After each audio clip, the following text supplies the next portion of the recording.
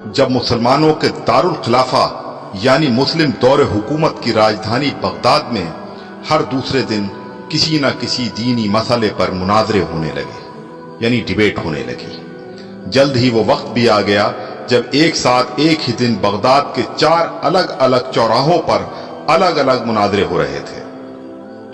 पहला मुनाजरा इस बात पर था कि एक वक्त में सुई की नोक पर कितने फरिश्ते बैठ सकते हैं।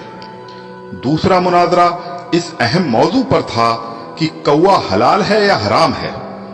तीसरे मुनाजरे में यह तकरार चल रही थी कि मिसवाक का शरई साइज कितना होना चाहिए। एक ग्रोह का कहना था कि एक बालिश से कम नहीं होनी चाहिए और दूसरे ग्रोह का यह मानना था कि एक बालिश से छोटी मिसवाक भी जायज है। अभी ये डिबेट चल ही रही थी कि हलाकू खान की क़यादत में ततारी फौज बगदाद की गलियों में दाखिल हो गई और सब कुछ तहस नहस कर दिया। मिसवाक की हुर्मत बचाने वाले लोग खुद ही बोटी बोटी हो गए।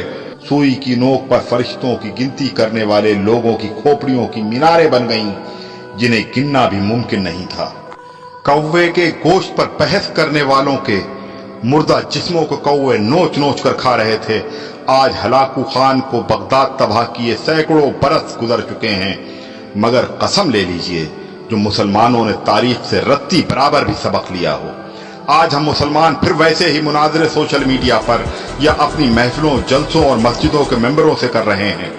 दाढ़ी की लंबाई कितनी होनी चाहिए या फिर पायजामे की लंबाई टखनों से कितना ऊपर कितना नीचे शरई एतबार से होनी चाहिए।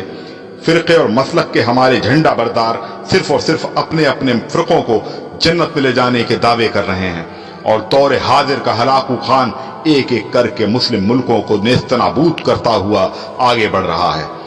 अफगानिस्तान, लीबिया, इराक के बाद सीरियाई बच्चों की कटी फटी लाशों की गिनती करने वाला कोई नहीं है। बेगुनाहों की खोपड़ियों के मीनार फिर बनाए जा रहे हैं।